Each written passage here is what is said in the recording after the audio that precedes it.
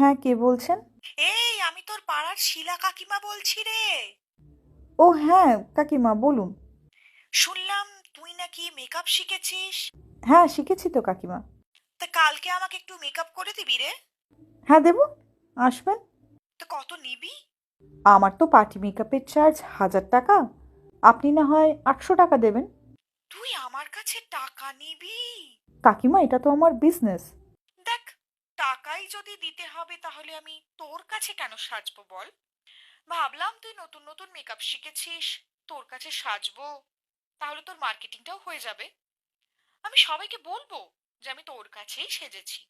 হুম, তা ঠিকই বলেছেন। মেকআপ আমি করে দিতেই পারি, ফ্রিতে। তবে লিপস্টিক দিয়ে আপনার কপালে আমার নামটা লিখে দেবো, মার্কেটিংয়ের জন্য। চলবে তো?